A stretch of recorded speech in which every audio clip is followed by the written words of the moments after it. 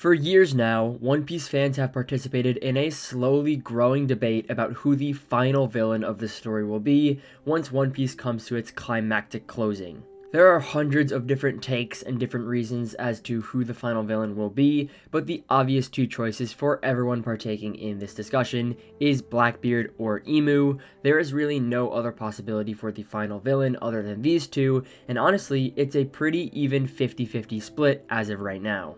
That was until this recent flashback in the manga showed me who I truly believe is a perfect final villain for the end of One Piece, and although the fandom might still think it's a 50-50 split between Blackbeard and Emu, I believe there is truly a correct option.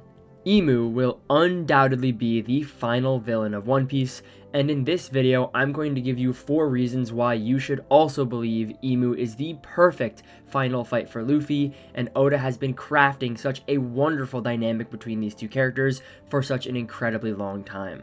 If you enjoy videos like this, make sure to like and subscribe, and if you're on Team Blackbeard, make sure to stay to the end of the video, because I'll be talking about why Blackbeard may still have a chance despite my opinion shifting heavily towards Emu in the recent One Piece manga.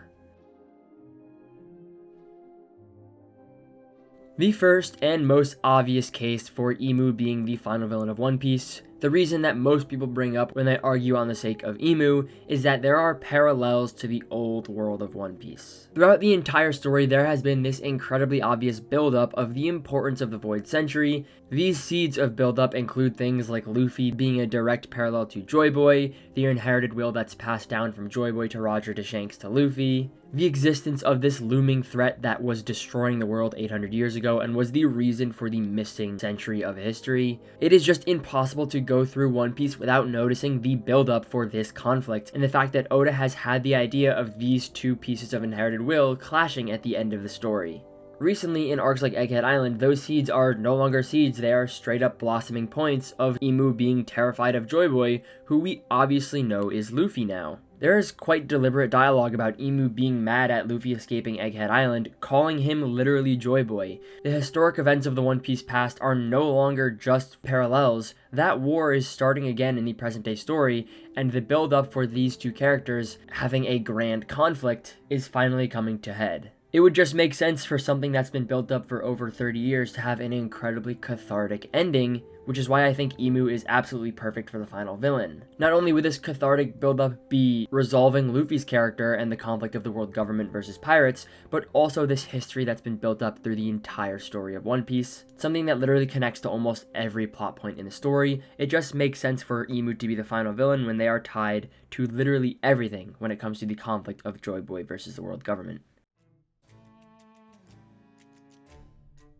The second reason why I think Emu is a perfect final villain for Luffy is the dynamic and the contrast between their powers. Now, although we don't know exactly what Emu's powers are or where they come from, there is enough examples in the story already to deduce that Emu has some kind of devil-based controlling powers. I'm not going to go through all the reasons why I think that is obvious. There's a bunch of other videos on YouTube that do a fantastic job of explaining that case. But what is obvious is that regardless of whatever Emu's ability ends up being, specifically in name, it is clear that they are controlling. Emu's powers are heavily based in controlling others, being this grand puppeteer behind the shadows, and controlling people via contracts, to the point of literally controlling bodies, as we see in the latest One Piece chapter, where Emu controls Harold's every movement.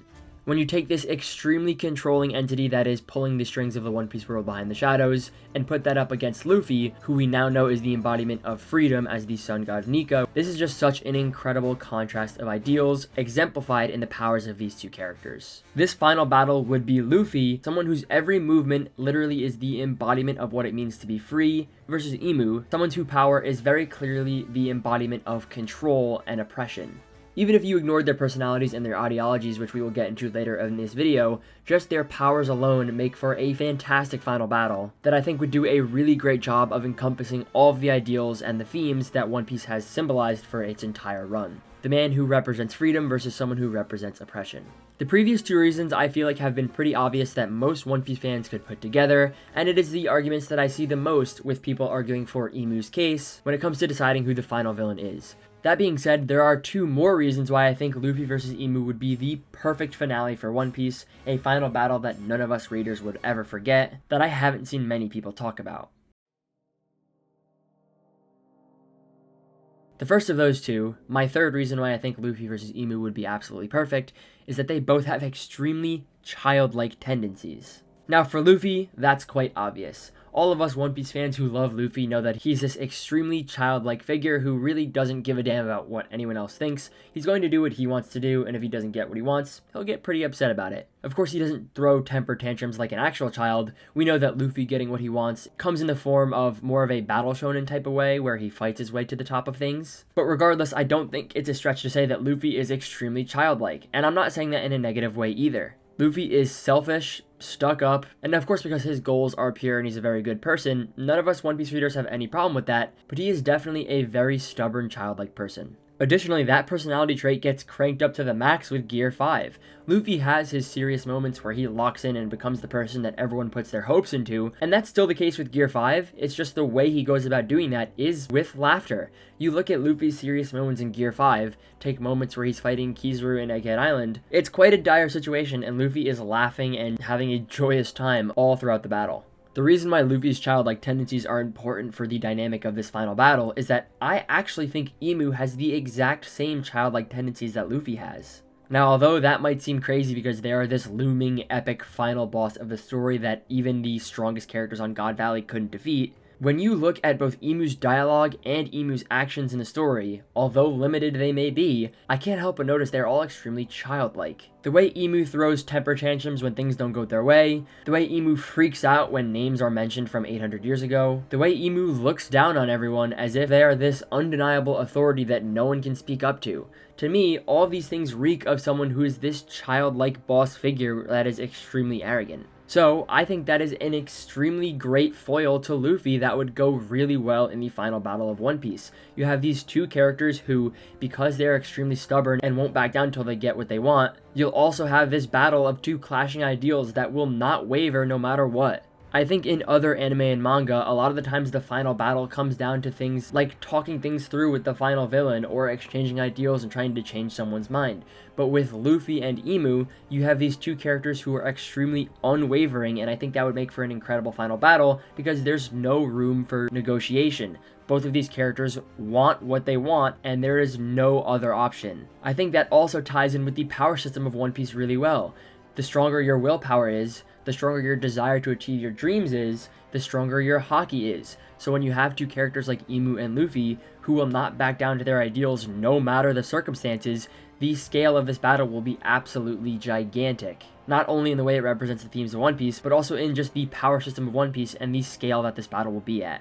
However, I think when you look at the personalities of these two characters, the thing that jumps out to me personally more than their childlike tendencies, the thing that makes me really excited for this final battle over everything else, is the ambitions and the dreams of both of their characters. The first thing that comes to mind when I think about what this final climactic battle will encompass is that we don't know the dreams of either of these characters. Luffy's dream, obviously, is one of the biggest mysteries in all of One Piece. Every time it comes up, Oda does not explicitly tell us what it is, he only gives us the reaction of the characters closest to Luffy. And the same goes for Emu. We don't have a distinct motivation that Emu has said yet in the story, nor do we know why they are this all-encompassing, shadowy figure at the top of the world. We have no idea how they got to that position, or what their main purpose is. However, despite not knowing the goals of either of these characters, the one hint we have for the both of them is actually the exact same thing. In both cases, the closest line of dialogue we've got to revealing what these characters' dreams are is both of them saying they want to create their ideal world. In Luffy's case, it was creating a world where all of his friends will never go hungry, and in Emu's case, although it's a little bit more vague, Emu seemingly wants to create this world where everything that bothers them no longer remains, which I'm going to go ahead and say is probably a world that is sunk to the bottom of the ocean, but regardless of what that world that Emu is looking for specifically is, the important point is both of these characters are fighting specifically to create a world that is ideal for them.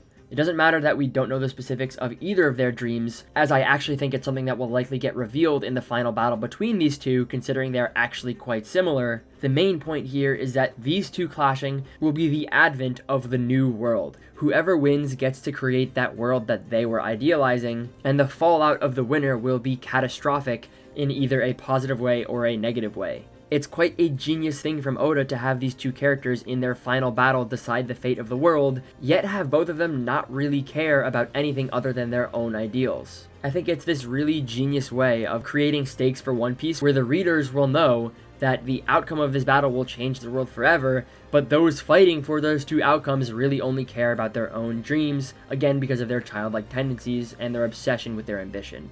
That is why I believe Imu will be the perfect final antagonist for One Piece, and the final battle between Luffy and Imu will be the greatest fight in the entire story. There is extreme parallels from the old world and this buildup of the Void Century. Their powers are a perfect dynamic, the Sun God versus the Sea Devil. They both have extremely childlike tendencies, leading to an insane scale of power in this battle, and they both want to create their ideal world, so their clash will be the final outcome of the One Piece planet. With all that being said, why do I think the final villain can't be Blackbeard?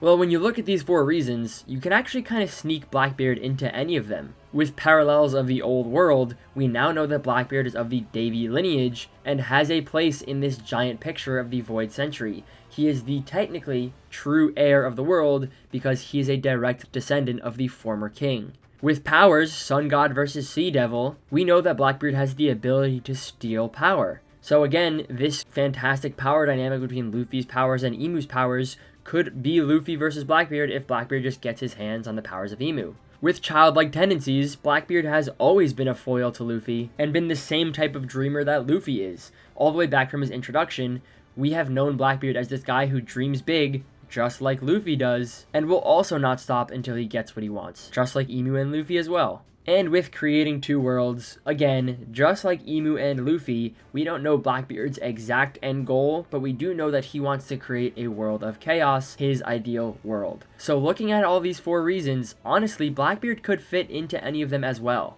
So why do I still favor Imu over Blackbeard? Well, although I respect anyone who thinks Blackbeard will be the final villain, and I think it's still a possibility, I think the role of Davy Jones in the Void Century is going to be extremely important for his case. Based on the way Imu reacts to both the name Joy Boy and Davy Jones, I think it's very possible that Joy Boy and Davy Jones were acquaintances or even friends, which is why I think Blackbeard is actually a false inheritor of the will of Davy Jones. This also becomes apparent when you look at the will of Rox, who, although he was painted as a villain all the way back from chapter 957, we now know is actually a very morally correct character, despite what some One Piece fans will tell you, and he was actually carrying along a will similar to what Roger passed on to Luffy. Blackbeard did not inherit that will. He is the false inheritor of both Rox's will and the will of Davy Jones, which is why I think he will fall short of this grand final climax of One Piece, and the 2 true inheritors of the correct will, the correct history of One Piece, Imu and Luffy, will be the lone 2 characters standing at the top of the world, whose battle will decide the outcome of the entire planet. Thanks so much for listening all the way through to this video. Again, I still think it's entirely possible for Blackbeard to be the final villain. I just, after doing research for this video, cannot shake myself from believing it's going to be Imu. I think it would just be the most perfect final battle in all of One Piece, and it would just be the correct climactic ending to the story. That being said, leave a comment about what you believe. Do you agree with everything I said? Disagree with everything I said? Do you think Blackbeard's a better fit? I'll try and read everything you guys have to say, and while you're down there, make sure to like and subscribe. I'd love to have you on board the channel. Thank you so much again for watching, and I'll see you next time.